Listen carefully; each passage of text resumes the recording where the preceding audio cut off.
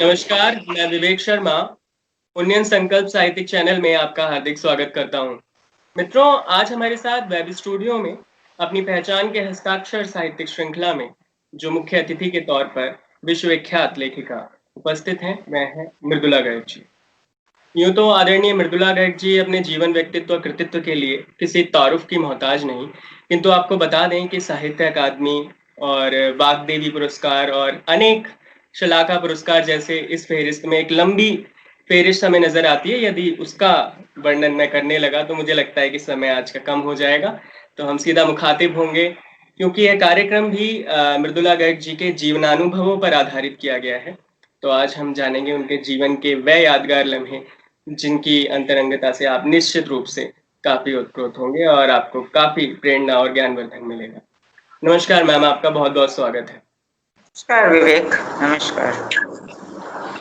Ma'am, मुझे प्रयाग शुक्ल जी का वह कथन याद आता है जब उन्होंने कहा था कि पाठ की उम्दा प्रस्तुति को लेकर आपका नाम उनके ज़हन में सबसे पहले उतर कर सामने आता है। तो मैं सबसे पहले मेरा सौभाग्य है कि मैं साक्षात इस साक्षात्कार के दौरान अपने दर्शकों को, पाठकों को, विद्यार्थियों को और मेरे गुरुजन भी उपस्थित हैं। तो उन सभी को एक बार आपके पाठ की प्रस्तुति से वो जो एक रोचकता है, उससे साक्षात अनुभव प्रदान कर सकूँ। मैं पढ़ती हूँ, एक छोटी सी कहानी पढ़ती हूँ। जी। पढ़ने में कहानी हमेशा छोटी पढ़नी चाहिए, मैं मानती हूँ। इस कहानी का नाम है 3 लम्हे। सर्दी के दिन थे, काफी ठंड थी, मूसलाधार बारिश होने लगी, ठंड बढ़ गई। यूं रविवार था, सुबह के बाद पहला पहर। अमूमन इतवार को इस वक्त कॉलोनी के तमाम प्राणी पार्क में जा विराजते थे धूप सेकने। आज धूप नहीं थी, बरखा थी और सर्दी थी। तमाम ऊंची बस्ती बंद दरवाजों के पीछे घरों में समाई हुई थी। शायद हीटर भी चला रखे हों। मैं पार्क में थी, रोज नहीं जाती थी, कभी कभार, हर रविवार को भी नहीं। आज गई अकेले हरियाली का आनंद लेने। सर्दी का मौसम हो तभी अकेलेपन को असल एकांत मिलता है। ठिठुरने का मजा तब है जब निपट अकेले हो, वरना कोई ना कोई पहलू में आ गरमाई देने लगता है या हाथ बढ़ा मांगने लगता है। बारिश हो तो क्या कहने, खुद से और खुद ही से पर्दा हुआ रहता है। खुदा जाने। मैं भीग रही थी पर कांप नहीं रही थी।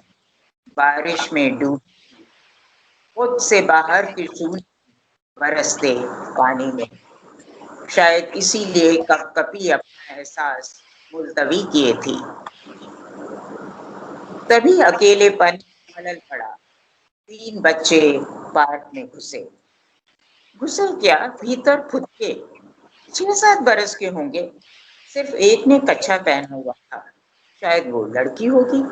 बाकी दोनों नंग धड़ंग थे, रूखे बाल, मैली त्वचा और बेवाई भरे तलवे लिए काले कलूटे बच्चे।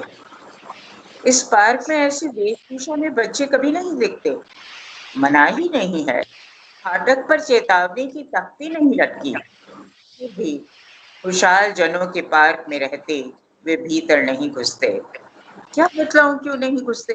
नहीं घुसते कहा तो तब भी नहीं जब भीषण गर्मी के मौसम में भद्र जनों के बच्चे करीब करीब नंगी पोशाकों में पार्क में खेलते हैं।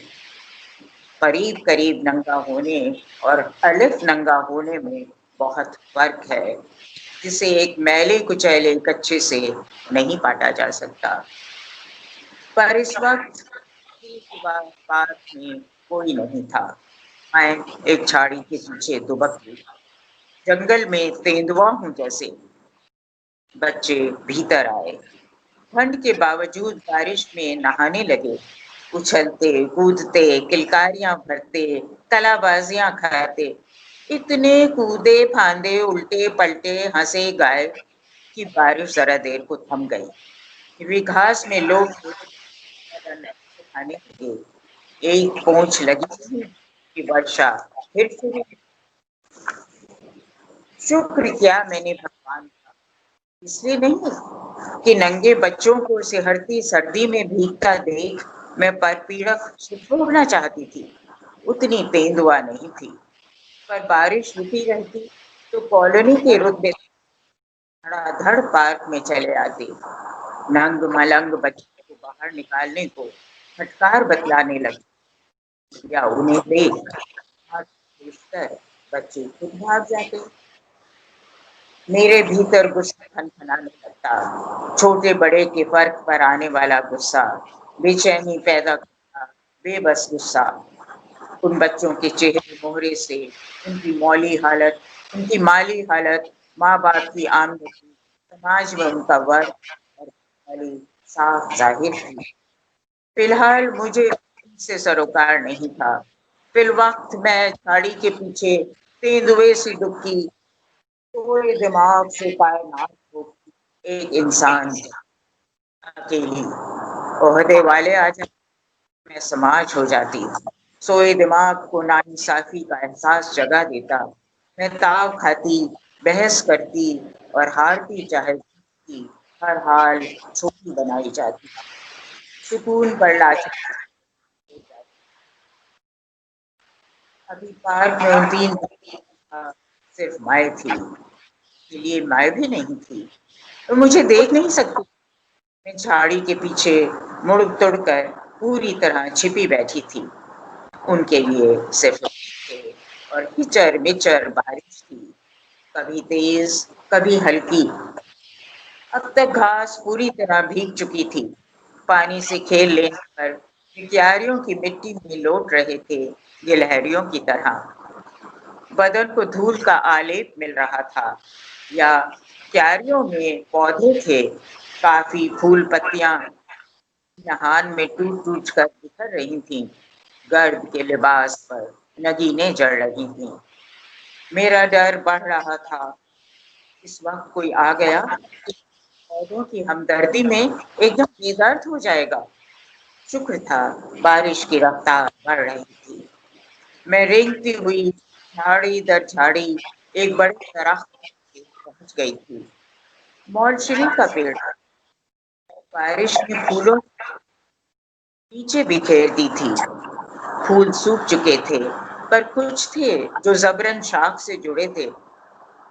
अब बौछार ने धराशायी किया था, पर इस कदर खुशदिली से कि पूरा मंजर खुशगवार हो चुका था। फिर भी पेड़ की वजन और झाड़ी की आड़ मेरी बूढ़ी हड्डियों को बौछार और शीत की मार से बचाने को काफी नहीं थी। यकीनन बूढ़ी हड्डियों को घर लौट जाना चाहिए, पर जब तक मन हिलती जुलती के और मन था कि जबान से बचा हुआ जाता था। हुक्म देने के लिए काबिल, पर बाल हट करने में माहिर। नहीं जाना, नहीं जाना, पार्क छड़ के नहीं जाना, मेरा मन गा रहा था, बच्चे गा रहे थे। पूरी हड्डियों के पास आवाज नहीं बची थी। जवान मन को डांट फटकार नहीं सकती थी, बस कांपती खाई पर बजे जा रही थी सूखी पत्तियों के खड़ताल की तरह। मेरी हड्डियों को छोड़कर सब कुछ रस से लबरेज, पत्ती पत्ती, बूटा बूटा भीगा था जवान मन की तरह। बच्चे गाए जा रहे थे ऊंचे ऊंचे, जैसे जवान हो रहे हों। मेरा मन भी गा रहा था हौले हौले। मेरी उम्र घट रही थी, बच्चों की बढ़ बढ़ जवान हो रहे थे। मैंने देखा वे जवान हो गए। एक त्रिकोण बना, एक लड़की, 2 लड़के। लड़की को एक लड़के से प्यार हुआ, दूसरे से नहीं। कितना खुशनुमा था। इतने बदहाल बेशऊर बच्चे भी जवान होने पर प्यार कर सकते थे, कर रहे थे, करते हैं। मैंने देखा लड़की एक लड़के से प्यार कर रही है, दूसरा पतंग उड़ा रहा है, बारिश में भीगते भीगते बड़ा हो रहा है, गर्मी सर्दी में बोझा उठा रहा है, रोजी रोटी कमा रहा है। लड़की भी उठा रही है, पहला लड़का भी, और लड़की पहले से ही प्यार करती है। दूसरा अपने में निमग्न है, अपनी रोटी कमाने मेरी बस्ती में चला आया है, बाकी दोनों दूसरी बस्ती में हैं। वे हैं, मैं हूँ, हमारी उम्र अब एक बराबर है। एक जवान लड़की से उस लड़की को प्यार हुआ, एक जवान लड़के से उस लड़की को प्यार हुआ, दूसरे से मुझे। और क्या, और कुछ नहीं। प्यार में और नहीं जोड़ना चाहिए, और शब्द जुड़ते ही प्यार गड़बड़ा जाता है। और विवाह, और घर, और संग साथ, और साझेदारी, हमदर्द, हम निवाला, हम सफर, खाना, सोना, रहना, भूख प्यास, साथ साथ, हर साथ के साथ एक अपेक्षा, एक उम्मीद, एक चाह कि वो हमसे भी ज्यादा हमें चाहे, वो करे जो हम खुद अपने लिए नहीं कर पाते। सोचते हैं उसके लिए करते हैं, पर करते नहीं। हमें अपना अपना प्यार मिला, बस बहुत हुआ। मैंने साथ ही नहीं कहा, प्यार पूर्ण विराम, थोड़ा होड़ी नहीं, जलन डाह नहीं, रार तकरार नहीं, एक भाव, उमंग, उल्लास, एक स्मृति। स्मृति, मैं फिर से बुढ़ा रही थी, हाँ जरूर। और बारिश थम गई। जाओ बच्चों, घर जाओ, काफी जवान हो लिए। मेरी बूढ़ी हड्डियों की फिक्र करो, मेरी खाल कांप तक नहीं रही, इस कदर ठिठुर चुकी। अब मेरी देह को घर जाना ही होगा।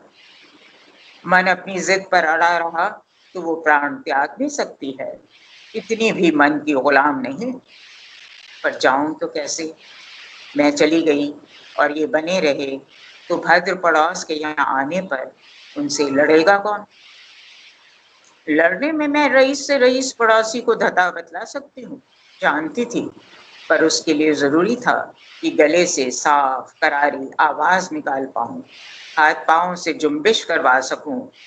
झाड़ी के पीछे उकड़ू बैठे बैठे बदन इतना अकड़ा गया था कि उसे हरकत में लाना मुश्किल हुआ जा रहा था। इससे पहले कि उससे कोई और काम करवाया जा सकता था, जरूरी था कि उसे जमीन से उठाकर खड़ा किया जाए। मैं खड़ी हुई, एक ठिठुरी, झुकी, कृष्टकाय बुढ़िया। बारिश में चौड़ा हुई साड़ी बदन से इस तरह चिपकी थी कि उसे करीब करीब नंगा किए दे रही थी। पर थी तो साड़ी, ब्लाउज, पेटीकोट, एक नहीं अनेक वस्त्र थे, गीले लिपटे पारदर्शी, पर थे, कपड़े थे, करीब करीब, और अलिफ नंगा होने में बहुत फर्क है। बच्चे बीच उछाल यूं थम गए जैसे बुतों में तब्दील हो गए हों। मेरी तरफ इस नजर से ताका जैसे झाड़ी के पीछे से वाकई खूंखार तेंदुआ या चीता प्रकट हो गया हो। मेरा अकड़ा, ठिठुरा, झुका शरीर उन्हें घात लगा शिकार पर झपटता चौपाया जान पड़ा। वे भाग गए, एकदम अब सामने थे और अब आंख से ओझल। बहुत बहुत आभार मैम आपका, जो इस कहानी को आपने जीवंत किया और अपनी आवाज दी। और निश्चित रूप से आपकी कहानियों में एक अलग तरीके की स्त्री की छवि नजर आती है, और आप वास्तविकता को बेहद बेबाकी के साथ सबके समक्ष रखने के लिए प्रयासरत रहती हैं। यूं तो मैंने कई प्रश्न अपने जहन में रखे थे, लेकिन मुझे लगता है कि मुझे कई प्रश्नों को पहले रखना चाहिए। अक्सर आप अपने साक्षात्कारों में इस बात को रख चुकी हैं कि जब समाज में समानता ना हो, तो स्त्री पुरुष समानता की बात हम किस प्रकार कर सकते हैं? इस वक्तव्य पर थोड़ा, इस कथन पर अपना थोड़ा प्रकाश डालें। देखिए, हमारे यहाँ साहित्य में बात होती है समानता की, मगर जीवन में, समाज में समानता की कोई बात होती नहीं है। न कोई नेता करता है, न जनता करती है। असल में हम मानकर चलते हैं कि विषमता ही होगी, अलग अलग वर्ग होंगे, अलग अलग जातियां होंगी, अलग अलग वर्ण होंगे, इसी तरह चलेगा समाज। और पिछले दिनों में मतलब जितने भी वर्ष बीते हैं आज़ादी को, उन वर्षों में ये फर्क, अमीर गरीब का फर्क और बढ़ा है, घटा नहीं है। और मुझे लगता है कि लोकतंत्र में जो हिस्सेदारी है आम जनता की, वो भी घटी है। मतलब सिर्फ वोट देने भर तक वो सीमित है और कहीं अपनी आवाज़, जो बुलंद आवाज़ उठाते थे, वो नहीं उठाते हैं। इमरजेंसी के बाद भी वो आवाज़ उठी थी, इमरजेंसी के दौरान भी वो आवाज़ उठती रही थी और दोबारा से लोकतंत्र बहाल हो गया था। मगर अब क्या हुआ है कि अब एक तरह का डर लोगों के मन में बैठ गया है कि कहना नहीं है, सत्ता के खिलाफ बोलना नहीं है। बड़े जो उद्योगपति हैं, उनके खिलाफ भी नहीं बोलना है, क्योंकि अब जो देश है उसे कॉर्पोरेट जगत चला रहा है। सरकार को भी एक तरह से कॉर्पोरेट जगत चला रहा है और सरकार की सारी हमदर्दी भी कॉर्पोरेट जगत के साथ है। तो उसमें आप एक पुरुष और दूसरे पुरुष के बीच में कोई समानता नहीं है। ये ठीक है कि उसके साथ-साथ स्त्री के साथ उसकी जो गैर बराबरी है, तो कुछ और पहलू भी हैं। वो निजी ज़िंदगी में भी आता है, उनकी निजी ज़िंदगी में भी आता है और काम-काज में भी आता है। मतलब औरत को कम पगार मिलती है मर्द के बनिस्बत, और इस तरह से काम भी कम मिलता है, कम तरह का मिलता है।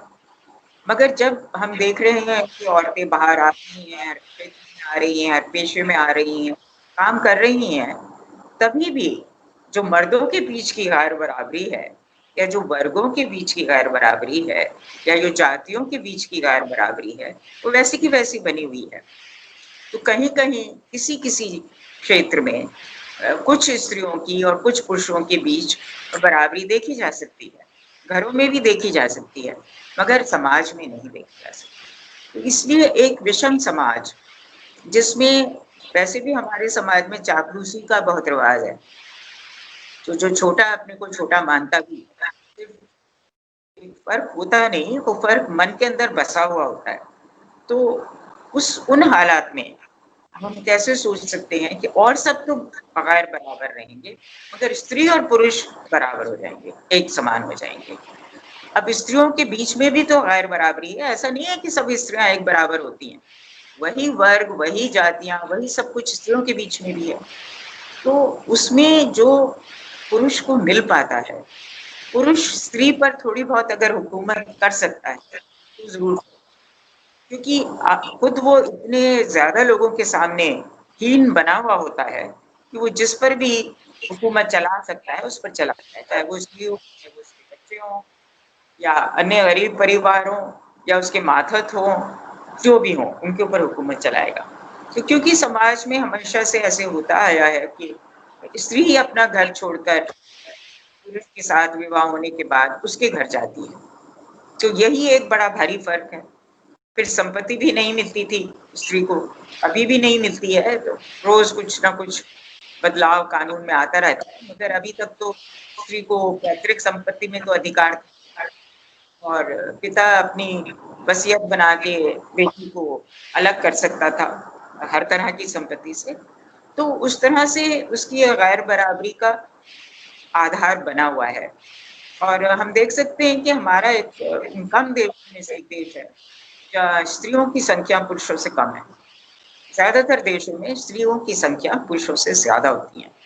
तो ये इसी कारण है कि बचपन में ही जो स्त्री है या जो लड़की है, बच्ची है, वो उसे कम पौष्टिक खुराक मिलती है, वो जल्दी उसकी मृत्यु हो जाती है और भ्रूण हत्या भी होती है लड़की की। तो इस तरह से इसीलिए हमारे यहाँ स्त्रियाँ कम है, और ये एक मौलिक बिल्कुल जिसको कहना चाहिए ज़मीनी फ़र्क है, और इसी से ये फ़र्क बना रहता है। तो दोनों चीज़ें आती हैं कि वो स्त्री पुरुष के बीच का जो फर्क है वो उत्पन्न हुआ है हमारी सामाजिक स्थितियों से, विषमताओं से, और वो फर्क तब तक नहीं मिट सकता जब तक सामाजिक विषमता नहीं। निश्चित रूप से इस बात से हमें एक सीख भी मिलती है और वर्तमान सरकार ने इस दिशा में अभी हाल ही दिनों में कुछ सुधार भी किए हैं और हम निरंतर प्रयासरत हैं इस दिशा में कि हम अपने लेखन के माध्यम से इसमें सुधार करते रहें और सरकार इस दिशा में कार्यरत है। और अगले प्रश्न में मैं मैम ये जानना चाहूँगा कि एक एक साक्षात्कार के दौरान आपने बात कही थी कि क्योंकि पारिवारिक परिवेश में आपको पढ़ने के लिए जो एक प्रोत्साहन था वो निरंतर मिलता रहा, किंतु जिस दिन घर में खाना खराब बनता था, उस शाम आपको पता चल जाता था कि आज माँ ज़रूर कोई अदद, कोई उम्दा उपन्यास पढ़ रही हैं। इस बारे में कुछ हमें बताएँ? मतलब हमारी माँ तो खैर घर का कोई कामकाज करती ही नहीं थी, बिल्कुल भी। उन्हें घर में दिलचस्पी नहीं थी, बच्चों में भी दिलचस्पी नहीं थी। तो वो हमारी जो पालन पोषण हुआ एक तरह से, वो हमारे पिता ने किया। जो घर में और काम करने वाले लोग रहते थे, एक हमारी आया थी जो हमारे साथ 40 साल तक रही, तो मगर पिता के पास ही हम जाते थे। हमें इम्तिहान के पहले पढ़ना है या हमें कोई अजीब सा काम मिला है स्कूल से करने के लिए, मान ले कढ़ाई करने के लिए छापा मारना है, तो हम वो पिता से कहते थे, वही हमको छापा मार के दे देते थे। या हम बीमार हुए हैं तो हम पिता को आवाज मारते थे, माँ को नहीं। वो हमारे पास बैठते थे, सब कुछ करते थे। तो माँ हमारी पढ़ती बहुत थी और उन्होंने कभी हमसे ये नहीं कहा ये किताब तुम पढ़ो, कभी भी नहीं कहा, हमें कभी किताब दी भी नहीं। मगर उनको देखकर ही हमें मन में बहुत ज्यादा साहित्य पढ़ने के लिए हमारे मन में बहुत उत्साह था, जगा। पढ़ते हमारे पिताजी भी बहुत थे। हमारे घर में हमारे फूफा जी रहते थे जो पत्रकार थे और लिखते भी थे, और एक और चाचा रहते थे जिनको शायरी का बहुत शौक था।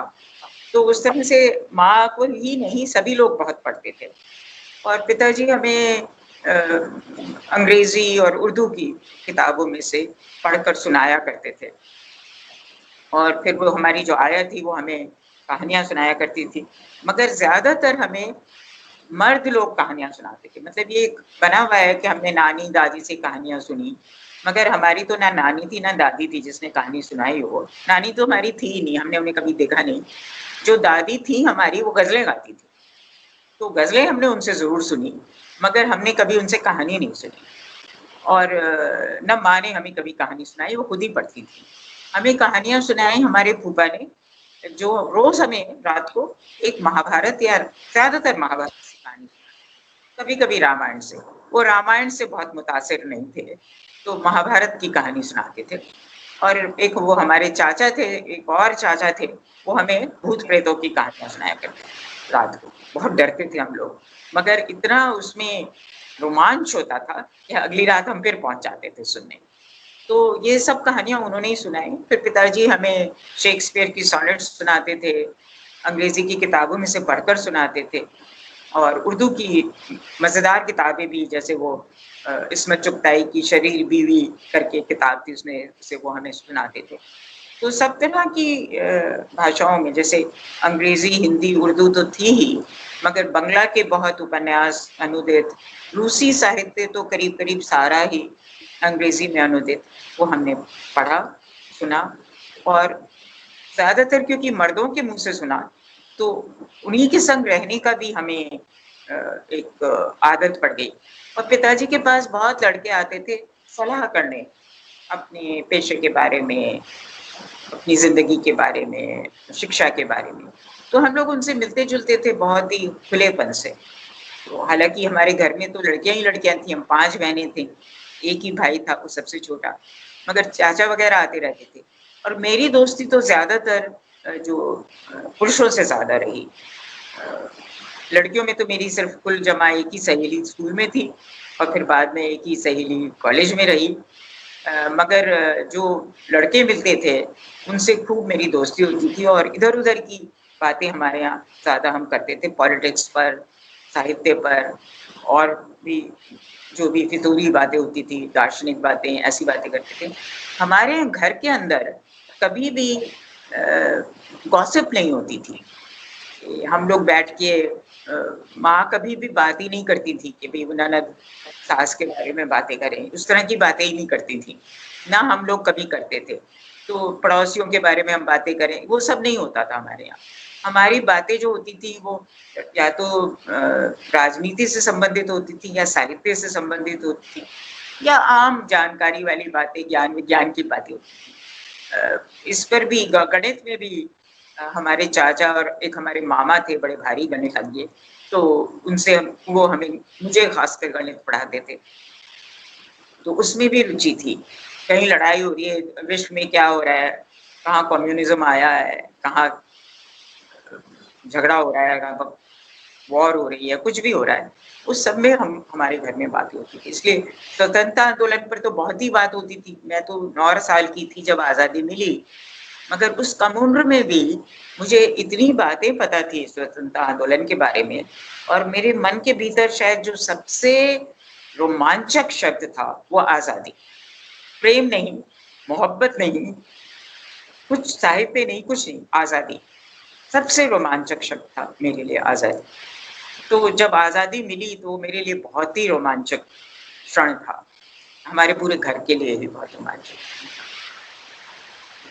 आपने जो अभी अपने अनुभव साझा किए, उसमें अक्सर ये वाली बात सामने आती है कि जब आज़ादी की सुबह जो कि आपने देखी, जब पहली आज़ादी की पहली सुबह सुबह जो ये एक सौभाग्य था उसे देखने का, उस दिन आपको बहुत तेज बुखार था और सभी लगभग घर से जा चुके थे, आपके पिता और आप घर में थे और आप बेहद परेशान थे और तेज बुखार के बावजूद आपके पिता ने आपको एक पुस्तक थमाई और कहा कि आप इसको पढ़ें। तो आपने पूरी रात शायद उस पुस्तक का अध्ययन किया था, उसे पूरा पढ़ लिया था? नहीं, ऐसे पूरा तो नहीं पढ़ा था। दरअसल मुझे टाइफाइड था, बुखार उतना तेज उस समय नहीं था, मगर डॉक्टर टाइफाइड में, उन दिनों तो टाइफाइड बहुत ही भयंकर बीमारी मानी जाती थी, तो बाहर जाने की तो अनुमति किसी हाल वो दे नहीं रहे थे, और पिताजी सिर्फ मेरी वजह से वो रुके थे क्योंकि बाकी लोग चले गए थे घर से। तो किताब भी तो वो बड़ी जबरदस्त किताब थी, वो मैं रोती ही जा रही थी, मतलब पूरा समय मैं रो रो के उनको, मतलब उनकी भेजा फ्राई कर रही थी पूरी। तो उन्होंने फिर उठ के तंग आके उन्होंने, जो वो खुद पढ़ रहे थे किताब, वो उठा के मेरे हाथों में दे दी कि चुप रहो, ये पढ़ो। और वो किताब दोस्तोयेवस्की की ब्रदर्स कैरामाज़ोव थी, जो 9 साल के बच्चे के लिए किसी हाल से एक मुकम्मल किताब नहीं थी। तो मैंने सोचा कि भई किताब फेंक के मैं अपना फिर से रोना शुरू कर दूँगी। तो उन्होंने मगर हाथ रखा, मेरे हाथ पर रखे रहे वो किताब पर। तो फिर मैं किताब पढ़नी शुरू कर दी मैंने। तो पढ़ी तो मैं बिल्कुल उसमें इतनी ज़्यादा खो गई कि मैं पढ़ती रही। समझ-वमझ में ज़्यादा नहीं आई। मगर एक उसमें अध्याय था जो बच्चों के ऊपर है, ब्रदर्स कैरामाज़ोव में, जहाँ पे वो बतलाता है, इवान नाम का एक पात्र होता है, कि किस तरह से बच्चों के साथ क्या-क्या अन्याय, अत्याचार होता है। तो वो एक पूरा अध्याय है, तीसरा अध्याय है जहाँ तक मुझे याद है। तो वो अध्याय उसने तो मुझे इतना जकड़ लिया कि मैं वो पूरा अध्याय मैंने पढ़ा और कभी मैं भूली नहीं। वो मेरे जीवन पर्यंत वो मेरे साथ जिया, वो अध्याय। और शायद इसलिए मैं बाल श्रमिकों के लिए मैंने काम भी किया, लिखा भी नाटक उन पर, और बहुत ज़्यादा वो मेरे भीतर आक्रोश और गुस्सा पैदा करता था, जो भी बाल मज़दूरी किसी भी क्षेत्र में हो। तो वो 2 चीज़ें हुई कि तब से हम किताबें तो मैंने पढ़ना शुरू कर ही दिया और मैं भारी-भरकम किताबें पढ़ती रही। अजीब बात ये है कि मैंने बच्चों की किताबें बचपन में बिल्कुल नहीं पढ़ी, एक भी नहीं पढ़ी। मैंने बच्चों की किताबें पढ़ी अपने बच्चों के साथ। जब मेरे बच्चों ने किताबें पढ़ी बच्चों वाली, तब मैंने इनके साथ पढ़ी। फिर धीरे-धीरे इनके साथ मैंने कमांडोज़ पढ़नी शुरू की, फिर उनके साथ-साथ मैंने आर्ची कॉमिक्स भी पढ़े। मतलब वो सब मैंने बच्चों के साथ किया। अपने बचपन में मैंने सिर्फ़ बड़ों के लिए लिखी हुई किताबें ही पढ़ी, जिसमें अगर कहानियाँ कहो तो वो सिर्फ़ वही थी, जो भूत-प्रेतों की चाचा जी सुना देते थे, या कभी-कभी हमारी आया कुछ चुड़ैलों की कहानियाँ सुना देती थी, या फिर महाभारत। महाभारत के आख्यान और रामायण भी, रामायण की कहानियाँ भी वो सुनाते तो थे। तो यही था। और फिर बहुत जल्दी जब हमने पढ़ना शुरू कर दिया तो बाकी सब कुछ ही पढ़ा, हिंदी में भी पढ़ा, अंग्रेजी में भी पढ़ा। ये खासकर जब इस बात पर हम गौर करते हैं कि आपका जो अध्ययन क्षेत्र रहा वह अर्थशास्त्र रहा, और अर्थशास्त्र में आपने एमए तक की शिक्षा ली, और उसके बाद आप हिंदी साहित्य की ओर आपका रुझान और लेखन की ओर आप कुछ और दिशा दी। चाहता हूँ कि ऐसा क्या खास वो समय था, ऐसी क्या खास प्रेरणा रही, क्या क्या वाकया रहा जो आपको लगा कि अब आपको अर्थशास्त्र की दिशा की जगह आपको साहित्य में अपना प्रस्थान करना चाहिए? सबसे पहली बात तो ये हुई विवेक कि मेरी शादी हो गई, तो मैं दिल्ली छोड़कर बिहार के एक बहुत छोटे कस्बे में रहने चली गई। तो वहाँ तो कॉलेज छोड़ स्कूल भी नहीं था। दरअसल जब मेरी शादी की, मैंने अपनी शादी के बारे में अपनी विभाग अध्यक्ष को बतलाया कि मैं छोड़ रही हूँ नौकरी क्योंकि मेरी शादी हो रही है, तो उन्होंने कहा कहाँ जा रही हो, तो मैंने बतलाया कि मैं डालमिया नगर जा रही हूँ, डालमिया नगर बिहार में एक जगह। तो उन्होंने कहा कि और nonsense, husband should have place utility. ये थोड़ा कि कहीं चली जाओगी तुम उसके साथ, उसकी जगह की भी कोई यूटिलिटी होनी चाहिए। तो हम बहुत हंसे, हम और बाकी की जवान जो टीचरें थी कि भी क्या क्रूज बात कर रही हैं। मगर जब हम वहाँ पहुँचे, जब मैं वहाँ पहुँची तो मेरी समझ में ठीक ठीक आया कि ये इस कस्बे में रहने का मतलब है मैं नौकरी नहीं कर सकती, मैं ऐसा कोई काम नहीं कर सकती जो मैं दिल्ली में कर सकती थी। तो नौकरी तो खैर मैंने नहीं की, मगर मैंने वहाँ पर नाटक बहुत किए, अभिनय बहुत किया। तो वहाँ पे क्या हाल था, वो ऐसी जगह थी जहाँ पर जब पति पत्नी पिक्चर देखने जाते थे तो अलग अलग बैठते थे। औरतें सब एक साथ बैठती थी, उनका टिकट कम लगता, और मर्द सब एक साथ बैठते थे। ऐसी जगह में मैंने मर्द और औरतों को साथ लेकर नाटक किए और पेशेवर नाटक किए। वहाँ पर एक अकाल पड़ा था तो उसके लिए पैसा इकट्ठा करने के लिए मैंने नाटक करवाया किया, और उसमें लाख रुपया उस समय बहुत रुपया होता था, तो लाख रुपया उसमें हमने उगाहा, मतलब लोगों से लिया। और उन दिनों कलकत्ते में शंभू मित्र का बहुत नाम था।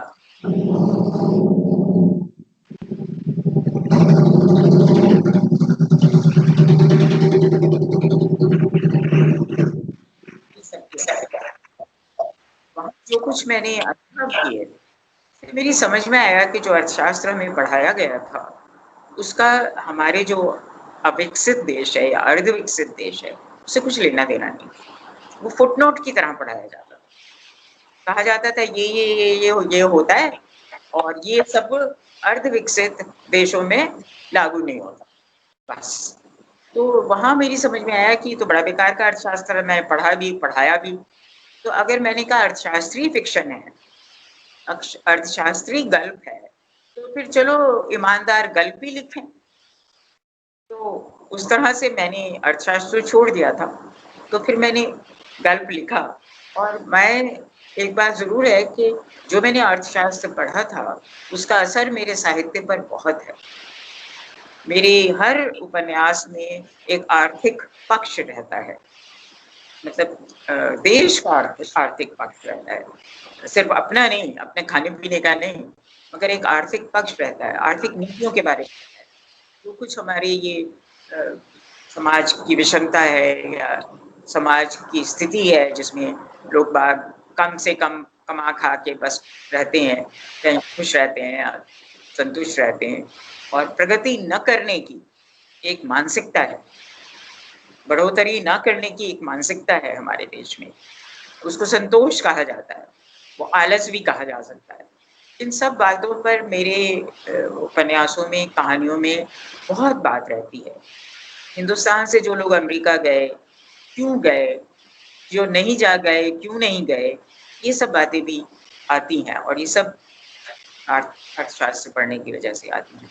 स्त्री पुरुष का संबंध भी, जहाँ पर मतलब स्त्री, किसी ने कहा था मेरा पहला उपन्यास पढ़ के, एक आलोचक ने, कि मृदुला गर्ग की स्त्रियों के साथ में जीवन नहीं बिता सकता, वो बहुत तर्क करती हैं और बहुत सोचती हैं, वो सीधी सादी औरतों की तरह ये नहीं करती कि भाई मन से। अब मुझे ये बड़ा ही अटपटा वाक्य लगता था कि स्त्रियां मन से लिखती हैं, पुरुष दिमाग से लिखते हैं। अरे भाई, दिमाग और मन सब दिमाग ही चलाता है। सब कुछ जो हमारा पूरा, हमारी देह, हमारा जो भी हम करते हैं वो दिमाग चलाता है। हमारे मन को भी दिमाग ही चलाता है। मन अलग से कोई नहीं, कुछ नहीं है, वो सिर्फ एक दिल है जो धड़कता रहता है बस। मगर सब कुछ मन ही चलाता है। जब दिमाग नहीं होता तो देह भी नहीं रहती, आप खत्म हो जाते हैं, आपकी मृत्यु हो जाती है। जब दिमाग की मृत्यु होती है तो आपकी भी मृत्यु हो जाती है। तो दिमाग ही चलाता है सब कुछ। मगर हमें बहुत आदत है ये कहने की कि भाई स्त्रियां मन से लिखती हैं, पुरुष दिमाग से लिखते हैं। मुझे नहीं लगता कि पुरुषों के पास ज्यादा दिमाग होता है, बिल्कुल भी नहीं लगता मुझे। बल्कि ज्यादा मसलों में तो वो उनको बहुत देर लगती है बात समझने में। कहते हैं ना, ट्यूबलाइट की तरह होते हैं, बहुत धीरे धीरे जलते हैं। स्त्रियां बातों को, वो प्रैग्मेटिक होती हैं, बातों को इमीडिएट, वो जो व्यवहारिक पक्ष होता है किसी बात का फौरन समझती हैं, जल्दी समझती हैं और याद रखती हैं और कई चीजें एक साथ कर सकती हैं। ये उनकी एक हमारी आदत पड़ गई है। फिर हम घर भी चलाते हैं, नौकरी भी करते हैं, बच्चों को भी देखते हैं, साहित्य भी लिखते हैं, मतलब बहुत सारी चीजें हम एक साथ करते हैं। मेरा बेटा कहता है कि तुम्हारी बात तो फर्क है भाई, तुम बोलते भी हो और सोचते भी हो एक साथ। मैं तो कहता है जब तुम बोलती हो तो मुझे सब कुछ छोड़ के मुंह खोल के तुमको सुनना पड़ता है, मगर जब हम सब बोलते हैं तो तुम बोलती भी रहती हो और काम भी करती रहती हो। तो ये खासियत है औरतों की कि वो तो बहुत सारी चीजें एक साथ कर लेती है। तो ये बात जो है, इस तरह का हमारा जो सामाजिक परिवेश है और जो आर्थिक परिवेश है, वो मैंने अर्थशास्त्र पढ़कर समझा। मगर उसके साथ जो बाकी बातें हैं, जो आप जिनको कोने कह रहे थे, औरत के मन के कोने या पुरुष के भी मन के कोने, वो मैंने जिंदगी से सीखे। मेरी खुशकिस्मती रही कि मुझे बहुत विलक्षण औरत मिली, खुदा किस्म की औरत।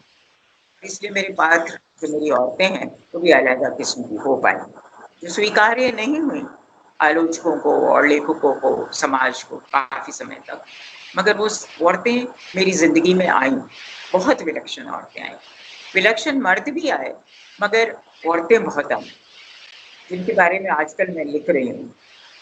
बहुत औरतें, आम औरतें, लेखक नहीं, आम औरतें जो परिवार में थी, परिवार के बाहर थी, नौकरी पेशा थी, तो घर में जो झाड़ू लगाने आती थी कॉलोनी में, या वो कपड़े प्रेस करने आती थी, जो भी औरतें, बहुत सारी औरतें उस तरह की अच्छी समृद्ध औरतें भी थी और टीचर्स भी थी, और जो गरीब तबके की औरतें भी, सभी औरतें बहुत विलक्षण औरतें थी।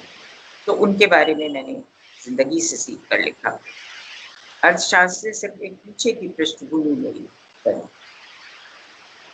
तो मैं अपने दर्शकों से भी यही कहना चाहूँगा कि जब हम बात करते हैं स्त्री पुरुष अधिकारों की, स्त्री पुरुष समानता की, तो हम ये मान के चल रहे हैं कि अभी जब मैम बोल रही हैं तो आदरणीय मृदुला गर्ग जी एक तरीके का मेरे सामने तो एक ज्ञान का एक झरना है, जिस निर्झर से मैं जितना ज़्यादा सीख सकूँ उतना सीखूँ। यहाँ मैं किसी प्रकार के तर्क रखकर सामने नहीं बैठूँगा, और मैं ये मानता हूँ कि मैं अपने पक्ष की और पुरुषवादी समाज के किसी रेडिकल पक्ष को सामने रखना नहीं चाहता, और मैं उसका विरोधी भी हूँ। लेकिन हम दोनों की समानता की बात कर सकते हैं, बौद्धिक समानता की, कि दोनों ही प्रखर तौर पर बौद्धिक लेखन करते हैं।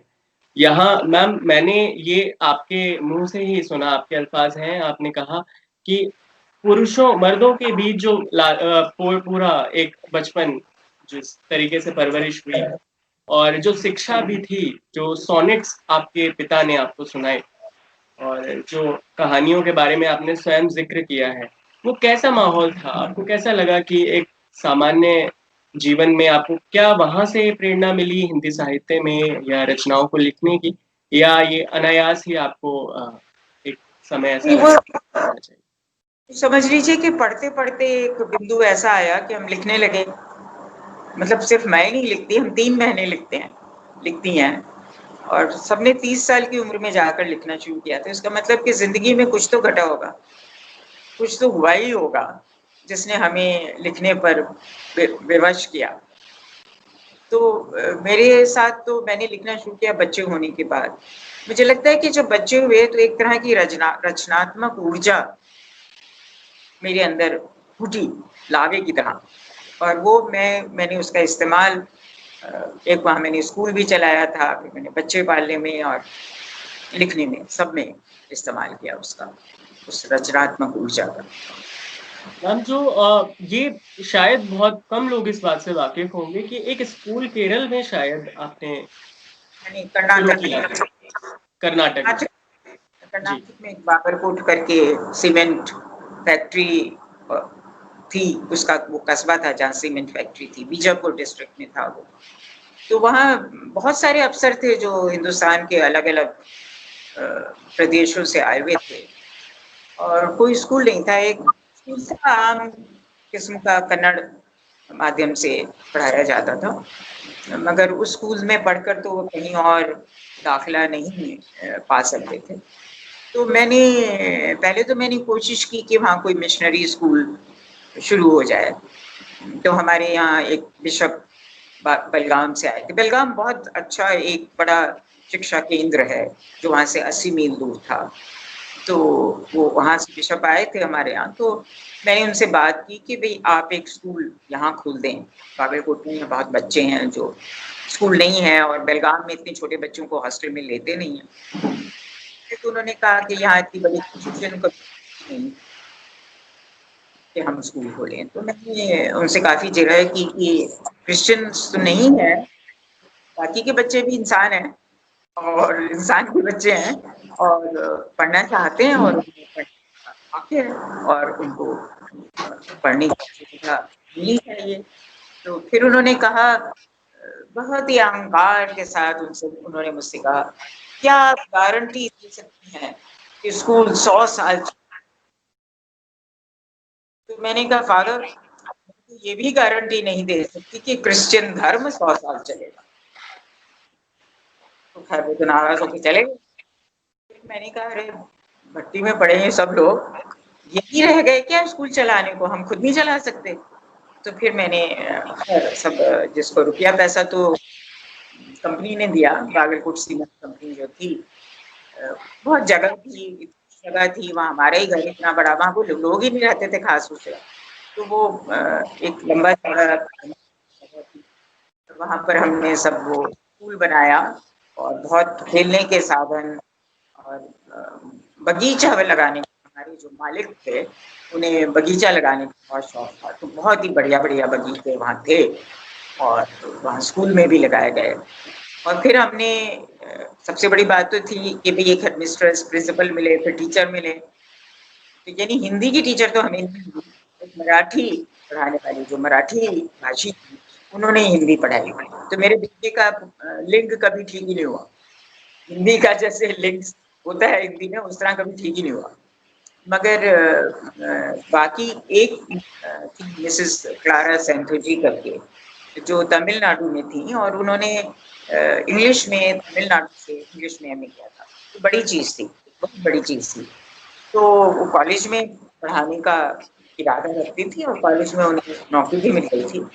तो मैंने उनको बहुत, जिसको कहते हैं ना, भावनात्मक तरह से ब्लैकमेल किया। मैंने कहा, देखिए आप कितने कॉलेजों के बीच में एक कॉलेज होगा, उसमें आप पढ़ाएंगे, इतनी सारे टीचर्स के बीच में आप एक लेक्चरर कोई होंगी, कौन पढ़ाएगा आपको? आप अगर स्कूल को आके चलाएंगे तो एक नया स्कूल आप शुरू करेंगे, और सब जानेंगे कि जी ने बागलकोट की शुरुआत की, और उनकी वजह से वो चला।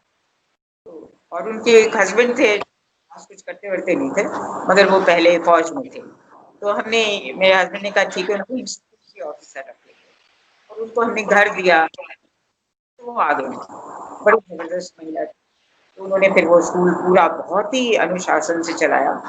वहाँ हम हिंदी, इंग्लिश और कन्नड़ तीनों भाषाएं पढ़ाते थे। और शुरू शुरू में तो ये हुआ कि बच्चे पढ़े नहीं थे कहीं, तो जैसे पहली, दूसरी, तीसरी क्लास के बच्चों को एक ही क्लास में रखा गया। फिर वो जैसे-जैसे सीखते गए तो उनकी क्लासें अलग करते गए। तो काफ़ी शांति निकेतन सा माहौल था। खुले में क्लास हो रही है, सारे बच्चों की एक साथ क्लास हो रही है। और क्योंकि मुझे अभिनय का शौक था, नाटक का शौक था, तो मैंने वहाँ बच्चों से नाटक करवाया। इसके लिए बहुत सारे भी लेते थे बच्चों के लिए, जो भी स्टेज के लिए चाहिए। और आप शेक्सपियर का मिडसमर नाइट्स ड्रीम अंग्रेजी में उन बच्चों से करवाया जिसमें एक बच्चा जो गांव से आता था और मजदूर का बेटा था, बिल्कुल अंग्रेजी नहीं जानता था। उसको उसका मैंने एक हिस्सा हमने किया मिडसमर नाइट्स ड्रीम का, पूरा तो हम नहीं कर सकते। उसको पक बनाया और वो इतना बढ़िया अभिनेता था। उसने अंग्रेजी तो रट ली, जो बोलनी थी बोल ली उसने। इतना बढ़िया अभिनेता था कि लोग उस बच्चे के अभिनय पर हंसते हंसते लोटपोट हो रहे थे, जो दर्शक थे। और उसमें जो ये परियों की रानी है, वो हमारे यहाँ एक लड़की पढ़ती थी जिसको पोलियो हो गया था। तो उस वो चलने में बहुत दिक्कत थी उसको। फिर उसका एक ऑपरेशन हुआ जिसमें एक पैर में 140 टांके आए थे। उसके बाद वो वापस आई तो डॉक्टर ने कहा था कि अगर ये गिर गई तो फिर ये कभी नहीं चल पाएगी, तो किसी भी हाल इसको गिरना नहीं है। तो उसके माँ बाप कह रहे थे कि हम इसको स्कूल नहीं भेजेंगे। मैंने कहा कि नहीं, मैं गाड़ी भेज के अपनी उसको स्कूल बुला लूंगी गाड़ी में। और हमने फिर ये किया कि सुबह 2 बच्चों को कि वो खुद अपने आप कहें कि वो उसके ये करेंगे, वॉलंटियर करेंगे कि सारा दिन वो उसके साथ रहेंगे, उस लड़की के साथ। ये देखेंगे, क्लास के साथ जाएंगे, मिसेस के साथ बैठेंगे, आएंगे, जो भी करेंगे, और वो गिरे नहीं, ये देखेंगे कि वो गिरे नहीं। तो रोज 2 अलग बच्चे होते थे, नहीं तो रोज तो वही बच्चे नहीं कर सकते क्योंकि उनको खेलने को नहीं मिलता था उस दिन। तो वो ऐसे ही होता था। ऐसे वो लड़की वहाँ पढ़ती रही। तो मैंने कहा कि जो परियों की रानी बनेगी, वो लड़की बनेगी। सबने कहा कि वो कैसे, तो बहुत लंगड़ा के चलती है, वो कैसे बनेगी? अच्छा, उसको बिठा देंगे। मैंने कहा उसकी एक लंबी ड्रेस बनवाई जिसमें से उसकी टांगे नहीं दिखती थी। और मैंने कहा कि नहीं, बैठेगी नहीं, वो आएगी, चल के आएगी और स्टेज में आके अपने जो उसका सिंहासन जैसा है उस पर बैठेगी। और वो इतनी खूबसूरत लग रही थी, कोई ये नहीं देखा था कि वो लंगड़ा के चल रही है कि नहीं चल रही। और उसका उसी तरह उसको सब सजाया, कपड़े पहनाए। और वाकई बाद में हमने पूछा दर्शक से कि आपको पता लगा था कि वो लंगड़ाती है? कहते नहीं, वो लंगड़ाती है क्या? किसी को पता नहीं चला। तो उसको हमने परियोजना, इस तरह से जो बच्चे थे उनको बहुत बढ़िया शिक्षा दीक्षा मिली, पढ़ाई भी मिली और बाकी भी खेल कूद, नाटक, कविता वविता सब करना सीखा। बाद में वो बच्चे, उनमें से एक भी बच्चा ऐसा नहीं था जिसको अच्छे स्कूल में दाखिला नहीं। मेरे दोनों बेटे उसमें पढ़े और फिर उनको भी यहाँ आके दिल्ली उसी की बिना पर। तो बाद में अभी हाल फिलहाल एक लड़की, उनमें वही लड़की तो जिसको पोलियो था, वो फेसबुक पर मुझे मिल गई और उसने बतलाया कि वो ठीक है और कैसे है, क्या है। उससे कुछ साल पहले मुझे पता चला स्कूल अब भी चल रहा है, क्योंकि उसको हमने तो दिलवा दिया था कर्नाटक सरकार से बड़ी मुश्किल से। मैं रोज ही जाके उसके पास बैठती थी, वहाँ का जो मुख्यमंत्री था। तो किसी तरह बड़ी मुश्किल से भी अंग्रेजी माध्यम स्कूलों को वो नहीं दे रहे थे रिकग्निशन, मगर इसको मिल गया था कि हम हिंदी भी पढ़ाते थे और अंग्रेजी भी पढ़ाते थे, कन्नड़ भी पढ़ाते थे। तो वो स्कूल एक बहुत अच्छा था, बहुत मुझे अच्छा लगा उसको चला के, मगर खुद मैं नहीं पढ़ा सकती थी। बिल्कुल मेरे मुझ में इतना धैर्य नहीं है कि मैं कॉलेज में पढ़ा सकती हूँ, मगर छोटे बच्चों को नहीं पढ़ा सकती हूँ। तो उसमें कभी मैंने खुद नहीं पढ़ाया। नाटक करवा सकती हूँ, नाटक के लिए मेरे मुझ में असीम धैर्य है, वो करवा सकती हूँ, वो करवाया। मुझे जानकारी मिली कि आपका एक नाटक नटरंग में उसकी प्रस्तुति हुई थी, काफी प्रसिद्ध चर्चित रहा था।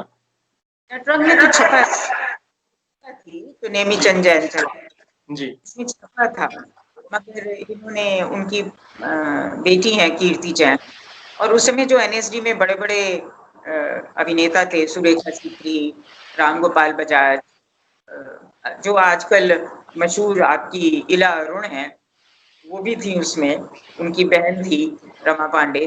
तो इन्होंने ये नाटक किया था, एक दूसरी संस्था की तरफ से किया था, मगर उसमें सब जो अभिनेता थे वो ज्यादातर एनएसडी के थे। तो वो नाटक हुआ था, एक और रचना भी उसका नाम। जब आपने लेखन प्रारंभ किया और आपकी पहली कहानी, जहां तक मैं ठीक हूँ, 1972 के करीब 1972 में पहली अवरोध नामक कहानी प्रकाशित हुई, और उसके बाद फिर आपने उपन्यास लेखन प्रारंभ किया। तो उस कहानी के बाद जो ग्राफ जाता है लेखन का, और जो प्रौढ़ लेखन की तरफ आप धीरे धीरे बढ़ती हैं, निश्चित रूप से एक लेखक के जीवन का एक ऐसा, मैं मानता हूं कि गौरवान्वित क्षण होता है, जिसमें आपने बहुत ही प्रौढ़ लेखन से प्रारंभ किया। ऐसा नहीं था कि आपकी पहली रचना में कुछ अटकलें थी। नाम अवरोध होने के बावजूद कभी अवरोध कोई नजर ही नहीं आया। मैं सिर्फ ये पूछना चाहूंगा कि जब आपकी नाम उसका जी, रुकावट। अच्छा, जो रुकावट रचना थी, वो जहां तक मुझे लगता है कि इसके बाद कहीं कोई रुकावट नजर नहीं आई लेखन में, और निरंतर आप लिखते रहे। मैं सिर्फ ये पूछना चाहता हूँ कि जब साहित्य में एस्थेटिक्स की बात की जाती है, चाहे वो पाश्चात्य जगत रहा हो, यूरोपियन देश रहे हो, विश्व के बाकी देश रहे हो, चाहे भारत रहा हो, एस्थेटिक्स या सौंदर्य शास्त्र एक प्रमुख साहित्यिक, हाँ, तो मैं ये जानना चाहता हूँ कि आपके रचनाओं में जो एस्थेटिक्स है, वह कहीं ना कहीं आपको भारतीय जो सौंदर्य शास्त्र है उस एस्थेटिक्स से मिलता हुआ लगता है, या आप कहीं ना कहीं वह पाश्चात्य प्रभाव भी उसमें आता है? देखो, पूरी तरह मेरे शास्त्र के अनुसार तो कोई नहीं लिखता। वो जो कवि लोग थे, जो कवि लिखते थे, अपने जो भक्ति काल के, रीति काल के कवि, उन पर आप लागू करते हो उसको, वहीं से वो पैदा हुआ है। मगर जो काव्य शास्त्र है, वो आप नाटक पर या उपन्यास पर या कहानी पर 100% लागू नहीं कर सकते। कहानी या नाटक के बारे में तो नाट्य शास्त्र पूरा है, मगर उपन्यास या कहानी के बारे में हमारे यहाँ कोई सौंदर्य शास्त्र है नहीं, कोई आलोचना के भी नियम नहीं है। वो हम पश्चिम से ही लेते हैं, और उसमें फिर हम घालमेल करके, जब हमें गुस्सा आता है तो हम कह देते हैं भारतीय सौंदर्य शास्त्र के अनुरूप नहीं। मगर हम अपना जो हमारा आलोचना का क्या कहना चाहिए, शास्त्र तो नहीं कहना चाहिए उसको, जो भी उसकी नियमावली है, जो भी उसकी दृष्टि है, जो भी उसके भाव हैं, जो भी है, वो पश्चिम से ही लिया गया है।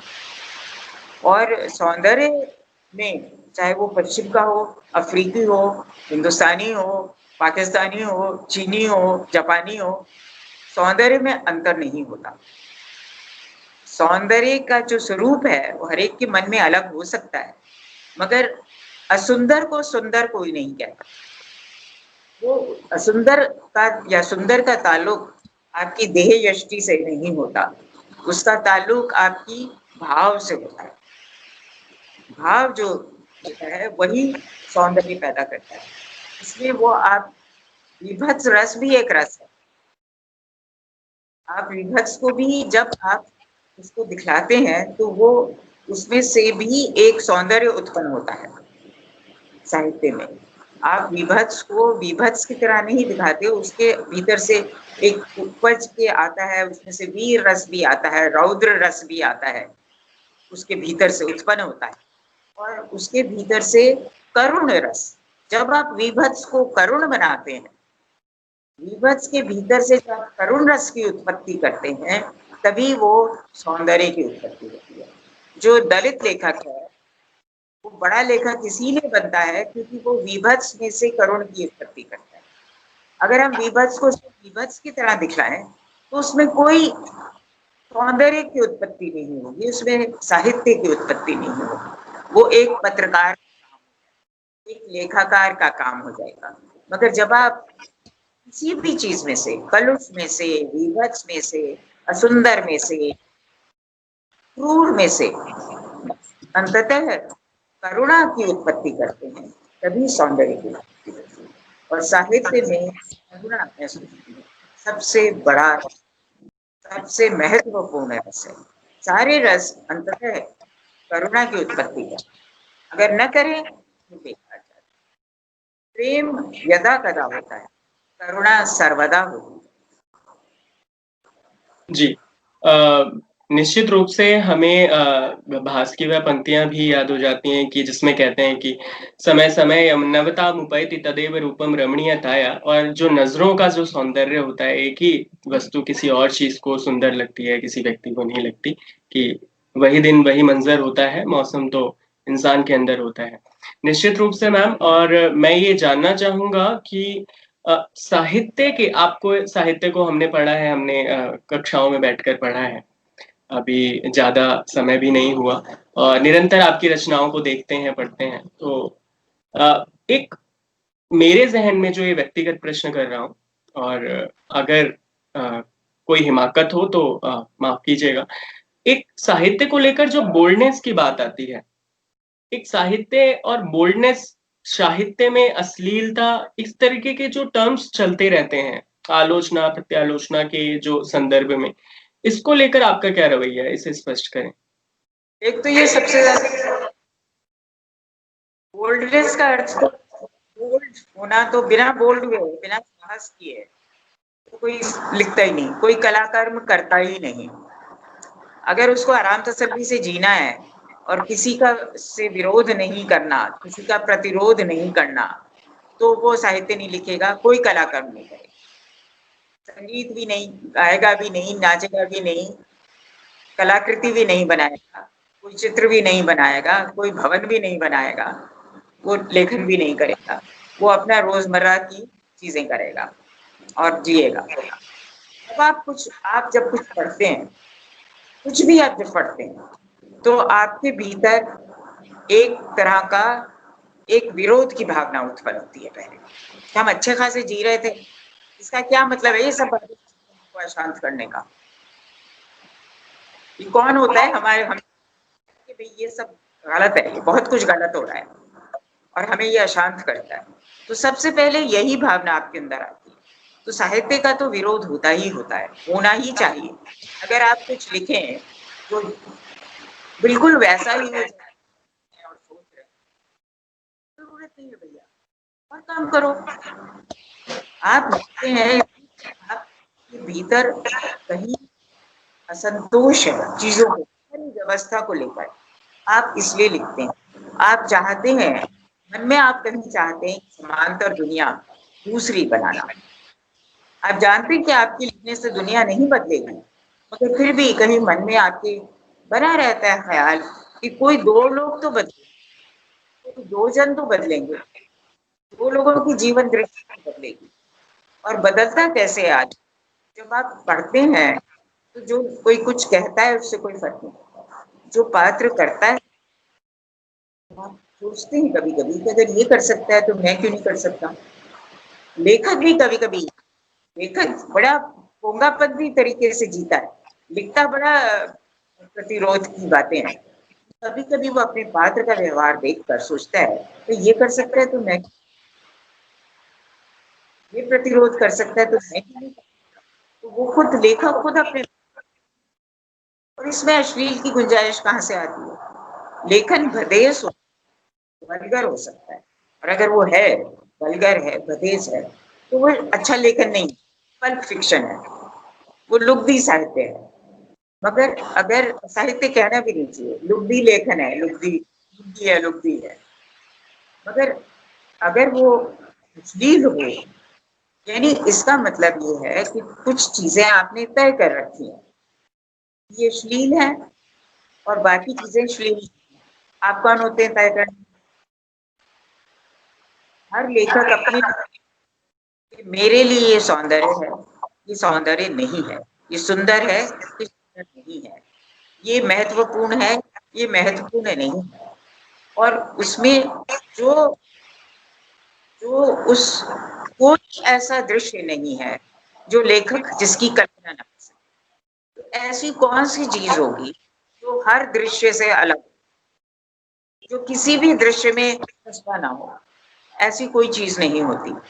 तो श्लील के जो मापदंड बना रखे हैं, जैसे कुछ गालियां हैं, ये मर्दाना गालियां, यानी मर्द दे सकते हैं, अगर वो सब गालियां औरत को बेइज्जत करती है, तो औरत भी अगर वो गाली तो औरत को ही बेइज्जत करेगी। तो औरत वो गालियां दे क्यों नहीं दे सकती जब वो मर्द उसको बेइज्जत कर सकता है? मगर उसको खुद ही नहीं देना चाहती क्योंकि वो औरतों को बेइज्जत नहीं करना चाहती। अगर वो मर्दाना गालियां जिसको हम कहते हैं वो दे देती है तो अश्लील हो जाता है।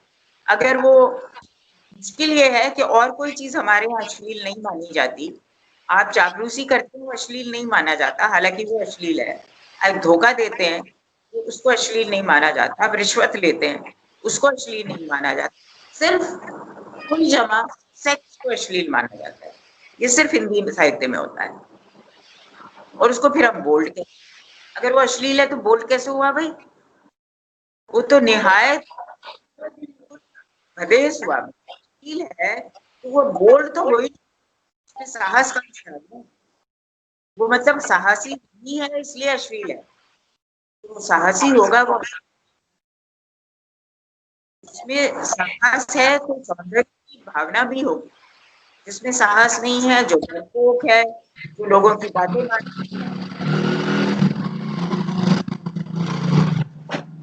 ऐसी हरकतें करना अश्लील होंगी।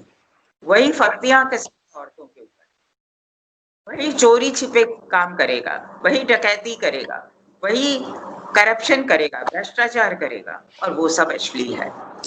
वही झूठ बोलेगा, वो आपको झूठ बोल के बहकाएगा। सबसे अश्लील तो बहकावा है जो हर वक्त चलता है।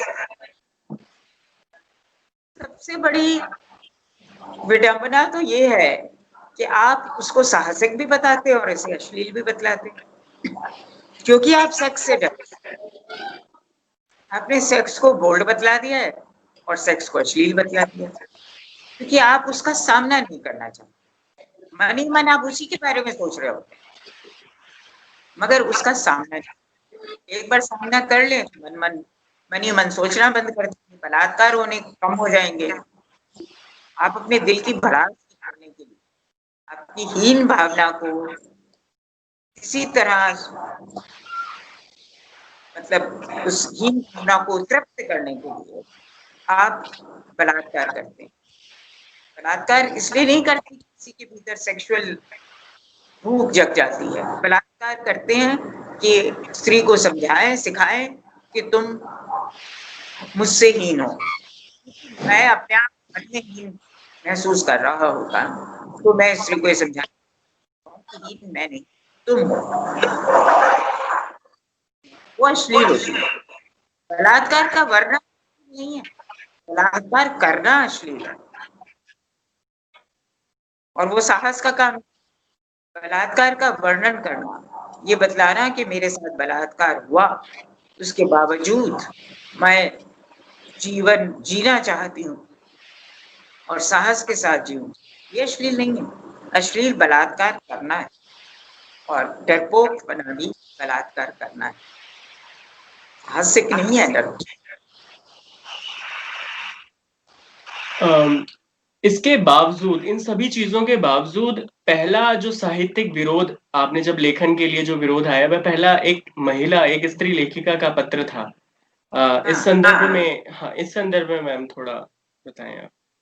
नहीं, बेवकूफ, डरपोक बेवकूफ औरत रही होगी तो उसके ऐसे ख्याल रहे कि भाई किसी चीज को अश्लील करार दे दो तो बहुत अपना प्रचार हो जाएगा, दूसरे का कुप्रचार हो जाएगा। ऐसा कुछ रहा होगा, मैं क्या जानूं। उसने मुझे तो बतलाया नहीं उसने क्यों लिखा, मगर मैं समझती हूँ कि जो औरत इस तरह लिखेगी वो कहीं बहुत डरपोक होगी, डरती होगी हर चीज से। चाहती होगी कि हर चीज का एक पिछलग्गू बनी रहे। जो भी परंपरा है, रूढ़ी है, जो भी दादी नानी कहती हैं या माँ कहती है या सास कहती है या ऐसी बेवकूफ औरतें कहती हैं, बेवकूफ मर्द कहते हैं, उन सबको मानकर चले। इस किस्म की मानसिकता की औरत होगी तो वो साहित्य में अश्लीलता ढूंढती होगी, और जब ढूंढोगे तो मिल ही जाएगी। आपको एक कहानी बतलाती हूँ। एक बार अदालत में इंग्लैंड में जब ये लेडी शैटरडीज लवर का पर अश्लीलता का आरोप लगा था, तब की बात है, तो जज ने 2 उद्धरण सुनाए अदालत में और पूछा इनमें से कौन सा उद्धरण ज्यादा अश्लील है। तो लोगों ने बतलाया कि जी ये उद्धरण ज्यादा अश्लील है। वो उद्धरण बाइबल में से था। तो ये आप किस नजर से देखते हैं उससे आप अश्लीलता तय करते हैं। तो जिसकी मानसिकता ऐसी होगी, दबी हुई, हीन भावना से युक्त, वो अश्लीलता खोजेगा साहित्य में, उसे मिल जाएगी। जब बाइबल में मिल गई तो साहित्य में नहीं मिलेगी, साहित्य में भी मिल जाएगी। आप कालिदास को महान भी घोषित कर सकते हो, अश्लील भी घोषित कर सकते हो, दोनों कर सकते हो। यह आपकी मानसिकता पर निर्भर करता है। तो वो कि लोग बहुत बात करते हैं स्त्री विमर्श की और स्त्री चेतना की और स्त्री विमर्श ये बहनापे की, तब मैं कहती हूँ कि कोई जरूरी नहीं है कि पुरुष आपके ऊपर कीचड़ उछाले। बहुत संभव है कि स्त्री आपके ऊपर कीचड़ उछाले, स्त्रियां उछाले, और उछालती हैं और उछालती रही हैं। तो ये कोई मतलब मर्द औरत की फर्क नहीं। अक्सर हम ये देखते हैं कि ये कहा भी जाता है कि स्त्रियां ही स्त्रियों की पैरों की बेड़ियां हैं। कई प्रसिद्ध कथन इस तरीके से सामने आते हैं। मैं यहाँ पर सिर्फ ये जानना चाहता हूँ कि क्या Lucretia de Mott, Simone de beauvoir, Olympia de Gouges, इस तरह की कोई ऐसा चरित्र है जो कहीं ना कहीं आपके जहन में एक जगह बना पाता है, आपको उससे कभी ने बढ़िया है। उनसे तो वो मेरे कॉलेज में थोड़े दिन पढ़ी भी थी। तो बाकायदा बहुत सारी बातें जो पश्चिम की स्त्रीवादी लेखिकाएं या विचारक कहती हैं, वो हमारे यहाँ पहले से हम कहते रहे। जैसे ग्लोरिया ने कहा एक मीटिंग में कि औरत रोने में क्या हर्ज है। हम कहते हैं भाई पुरुष नहीं रोते और औरतें रोती रहती हैं, तो रोने में क्या हर्ज है। हम रोकर अपनी भाव प्रकट करते हैं और हमें दूसरे के सामने भावनाएं प्रकट करने में शर्मिंदा नहीं होते, डरते नहीं। तो ये तो हम हमेशा से कहते आए, हमेशा ही हम ये कहते आए इस बात को कि अपने भावनाएं प्रकट करने में कोई हर्ज नहीं। तो ये बहुत सारी बातें, और सबसे बड़ी बात तो ये है कि जो पश्चिम में वो क्रिश्चियन समाज में आया स्त्रीवाद पहले, तो वहाँ ईश्वर पुरुष, ईश्वर जो है वो पुरुष है। तो एक उनकी जो भंगिमा थी वो ये थी कि ईश्वर स्त्री है, ईश्वर स्त्री हो सकती है। तो हमारे यहाँ तो ऐसा कोई भाव रहा ही नहीं है। हमारे दर्शन में, हमारे धर्मों में, हिंदू धर्म की बात करें या जैन धर्म की बात करें, तो पुरुष और स्त्री दोनों मिलकर ईश्वर है। जहाँ भी पुरुष है उसकी शक्ति जो है वो स्त्री है। तो हमारे यहाँ तो अर्धनारीश्वर का ये अवधारणा है। तो हमारे यहाँ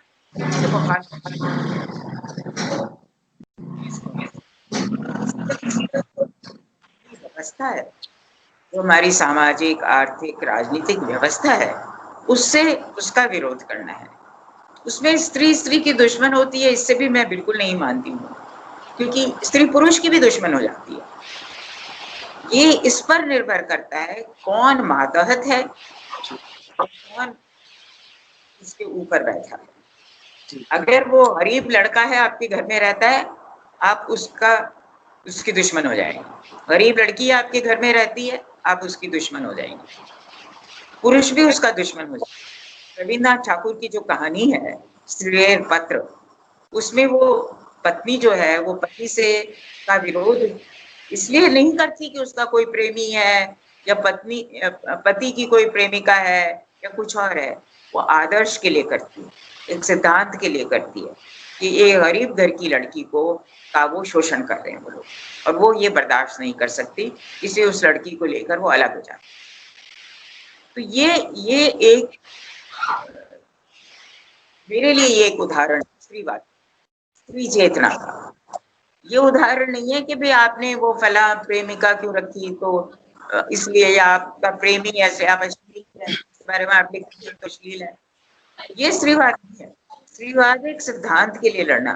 मेरे उपन्यास में भी काजल बनर्जी थी, जो अपने पति से तलाक इसलिए लेती है कि वो भ्रष्ट, बिल्कुल भ्रष्ट,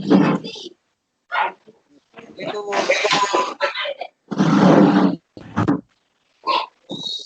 उससे अलग अपने विचार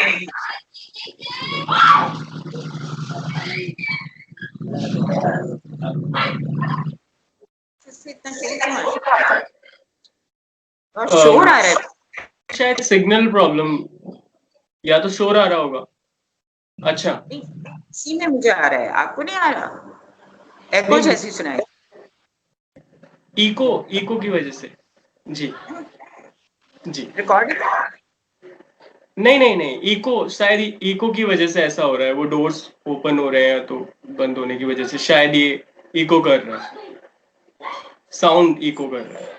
जी मैम, अक्सर ये कहा जाता रहता है कि आपके साहित्य या आपके कृतित्व को एक खांचे में डालकर देखने की कवायद रहती है। ज्यादातर ये कहा जाता रहा कि आप स्त्रीवादी लेखकों में या आपका साहित्य इस खांचे में रखा जाएगा, तो इसको लेकर मैम आपका अपना मत क्या है? देखिए, ऐसे अपने जो स्त्री हो जो उसको एक अलग कर दो, स्त्रीवादी बना दो उसको। तो मैं तो उनकी बिल्कुल स्त्रीवादियों में अग्रिम हूँ उनके हिसाब से, और मैं स्त्रीवादी हूँ एक इंसान के तौर पर। और मैं कहती हूँ कोई भी हो, मर्द हो औरत हो, उसको स्त्रीवादी होना चाहिए। मगर मैं लिखती स्त्रीवादी की तरह नहीं हूँ, क्योंकि लेखन जो होता है वो ऐसा सपाट नहीं होता, वो वाद के तहत नहीं लिखा जा सकता, लिखा जाना ही नहीं चाहिए। उसमें लचीलापन होता है, उसमें श्लेष होता है, उसमें कई अर्थ होते हैं, निहितार्थ होता है। तो उसमें आप किसी वाद के तहत नहीं लिख सकते। वो हम अनुभव से लिखते हैं, चेतना से लिखते हैं, जीवन दृष्टि से लिखते हैं, अध्ययन से भी कुछ हम प्राप्त करते हैं, हम सबसे हम लिखते हैं। इसलिए मैं लेखन को स्त्रीवादी कहने के ही सख्त खिलाफ हूँ। स्त्री स्त्रीवादी हो सकती है, पुरुष भी स्त्रीवादी हो सकता है, लेखन कलाकर्म स्त्रीवादी नहीं हो। किसी कोई वादी नहीं होता, मार्क्सवादी भी नहीं होता, परंपरावादी भी नहीं होता। कोई वाद के तहत जब लिखता है तो खराब लेखन करता है। अच्छा लेखन तभी होता है, लेखन तभी होता है जब वो किसी वाद के तहत नहीं हो, उसमें विचार हो, जरूर हो, विचारधारा नहीं हो, क्योंकि विचारधारा बहुत जल्दी वाद बन जाती है। आपके संदर्भ में कुछ रोचक तथ्य या मैं कहूँ कुछ ऐसी कथन है आपके संदर्भ में, जैसे मैं आपकी जो बहन है और प्रसिद्ध लेखिका हैं अचला बंसल जी, उन्होंने आपके संदर्भ में कहा है कि आप एक तरीके की आपकी जो माइंड की शार्पनेस है वो एक कंप्यूटर की तरह वर्क करती है और एक सीसीटीवी कैमरा की तरह उस चीज को हूबहू उतारती है। वहीं नाशिरा शर्मा जी ने कहा है कि आप के साथ जो गपशप करने का जो लुत्फ है वो उन्हें कहीं और नहीं मिलता। ये जो बातें हैं इसमें क्या, कहाँ तक, किस तरीके से आप इसे देखते हैं कि जब आपको कहा जाता है कि आप जिस प्रकार देख रहे हैं, क्योंकि साहित्य समाज का दर्पण है, हम सभी जानते हैं, लेकिन एक जो माइंड शार्पनेस की बात की गई, और जहां तक मेरा भी आपसे तारुफ है, मैं जितना आपको थोड़ा बहुत जानता हूँ, मैंने भी ये बात देखी है कि आप जब किसी चीज को देख रही होती हैं और अपने लेखन में वो हूबहू उतारती हैं, तो आप इस चीज को कैसे देखते हैं? प्रशस्ति के रूप में देखते हैं? क्योंकि बड़े बड़े लेखकों ने, जिन्हें हम साहित्यिक धरा पर एक बड़े व्यक्तित्व के रूप में देखते हैं, उन्होंने आपकी प्रशस्ति में बातें कही हैं, आप इसे किस रूप में लेते हैं? मतलब मेरे दिमाग है कि वैसे मैं कोई डायरी नहीं रखती, कोई जर्नल कभी नहीं लिखा, किसी उपन्यास का कोई खाका नहीं बनाती, मैं फ़ोटो भी नहीं लेती, खींचती। तो मेरे पास मेरे दिमाग में जो याददाश्त है, मेरी जो याद में रखा हुआ है, स्मृति है, वही होती है। हद से हद ये है कि जैसे कुछ शब्द मैं लिख लेती हूँ, नाम, जैसे नाम, पेड़ों के नाम, ये ऐसी चीज़ें हैं कि जो आपको याद नहीं रहती। और ऐसी कुछ चीज़ें, शहरों के नाम, ऐसी चीज़ें मैं जैसे गई तो लिख लेती हूँ, याद रहने पर। उसको कभी देख लेती हूँ, जब लिखते वक़्त याद नहीं आया तो देख लिया। मगर बाकी सब मेरी स्मृति में ही रहता है। तो वो एक कंप्यूटर की तरह है स्मृति। वो रहती है, फिर जब चाहा उसको की को दबा दिया, आता है। मगर मेरी फोटोग्राफिक मेमोरी नहीं है। मैं देखकर मुझे याद नहीं होता, सुनकर याद होता है। ऑडियो है मेरी मेमोरी। मैं लोगों को भूल जाती हूँ, शक्लें भूल जाती हूँ। जैसे वो बोलते हैं मैं पहचान लेती हूँ। लोगों की कही बातें मैं नहीं भूलती। अब बचपन में किसी ने क्या कहा था, अभी मैं आजकल संस्मरण लिख रही हूँ, वो हूबहू मुझे याद है और वैसे ही मैं उसको लिख सकती हूँ। मगर उसके साथ ये भी होता है कि मैं आंचलिक भाषाएँ सुनती हूँ, तो साथ-साथ मैं उसको खड़ी बोली में अनुदित कर लेती हूँ। क्योंकि मैं स्वयं आंचलिक भाषा नहीं लिखती, तो वो सब ट्रांसफ़र हो जाता है, अपने आप होता है। अपने आप ही उसका वो वहाँ से उस बोली से खड़ी बोली में मेरी बोली में कुछ मिला-जुला के रहता है, कहानी रहती है, मतलब रहती है जिसको हम हिंदू, उसमें मैं उसको अनुदित कर लेती हूँ, साथ-साथ होता जाता है, दिमाग ही करता है, मुझे नहीं पता होता कि मैं कर रही हूँ। मनोहर श्याम जोशी ने एक बार कहा था कि दिमाग, जो सच बात है वैज्ञानिक, दो हिस्से में, एक हिस्से में आप सब अंट-शंट जमा होता रहता है। फिर दूसरा जो उसका हिस्सा होता है दिमाग का, उसमें तारतम्य बिठलाता है। तो किसी-किसी में ये तारतम्य बिठलाने की जो शक्ति है, ये प्रकृति देती है, मिलती है आपको, कुदरत देती है। आपने उसमें कुछ नहीं किया होता। मगर अगर आपके पास वो शक्ति है, तो बहुत दिनों बाद आप उसमें तारतम्य बिठला देते हैं। तो ऐसे लगता है जैसे वैसा का वैसा आपने लिख दिया। तो वो मुझ में वो कहते थे बहुत है, तो तारतम्य बिठला लेती हूँ, इसीलिए कहाँ से शुरू होके फ्लैशबैक में चली जाती हैं चीज़ें, वो सब रहता है, याद रहता है कि भई वो फ्लैशबैक में से वापस आया तो किस पॉइंट पर आया, किस बिंदु पर आया, ये सब रहता है। मगर जैसे किसी खास लेखक से मुझे प्रेरणा नहीं मिली, क्योंकि मैंने बहुत लेखकों को पढ़ा, अनेक ज़बानों में पढ़ा, तो सबने मिलकर मेरे ऊपर एक प्रभाव बनाया।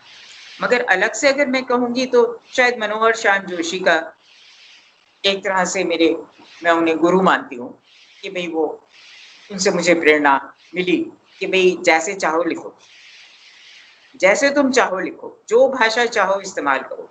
वैसे ये बात तो जैनीन जी ने कही थी मुझसे कि मृदुला, जब मैंने लिखना शुरू किया, उन्होंने कहा मृदुला एक बात मैं कहूँगा, भाषा के बारे में कोई भी कुछ भी ज्ञान तुम्हें दे, सुनना मत।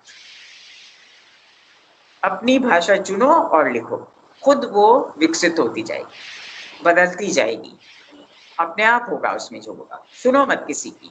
मगर मैं, जो कोई कुछ कहता है सुनती ज़रूर हूँ, मानती नहीं हूँ, मगर सुनती ज़रूर हूँ, क्योंकि क्या पता है किसमें कोई गुरु मिल जाए। और ख़ासकर बच्चों की बातें तो मैं ज़रूर ही ध्यान से सुनती हूँ, वो ज़्यादा बुद्धिमान होते हैं, क्योंकि प्रज्ञा ज़्यादा होती है, फिर धीरे-धीरे तो वो कम होती चली जाती है, वो कुंद होते जाते हैं, क्योंकि वो औरों की बातें सुन-सुन कर वो बोलने लगते हैं।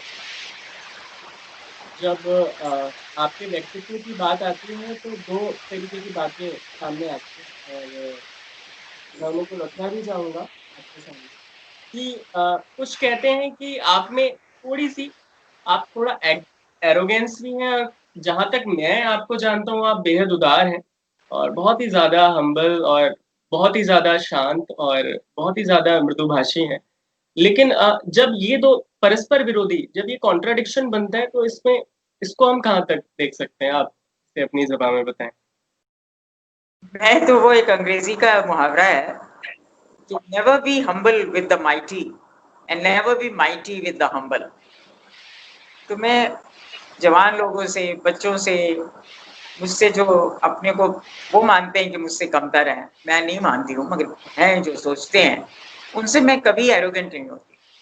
मगर जो स्थापित लोग हैं, जो अपने आप को बहुत कुछ समझते हैं, जिनको दुनिया बहुत कुछ समझती है, जिनके सामने दुनिया चापलूसी करती है, उनके सामने मैं एरोगेंट हूँ, अपने विचारों को लेके, अपनी बात को लेके। तो सीधा सा उसूल है, never be mighty with the humble and never be humble with the mighty. ये है। निश्चित रूप से जी कोई निश्चित विरोधाभास नहीं है।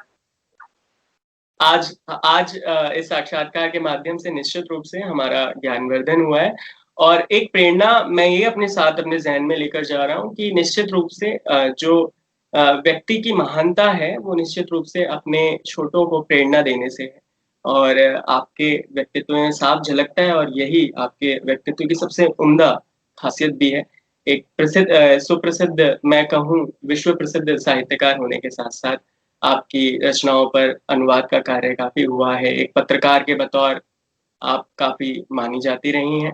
कहानीकार, उपन्यासकार, हिंदी साहित्य के मूर्धन्य साहित्यकारों में से आप एक हैं। आपकी वजह से हम गौरवान्वित हैं, आपकी वजह बहुत से लाखों लोग प्रेरणा पाते हैं और आप इसी तरीके से सदा हमें इस तरह प्रेरित करते रहें, सहयोग बनाए रहें।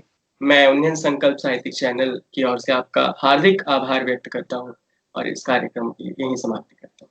धन्यवाद। नमस्कार। जीते रहो।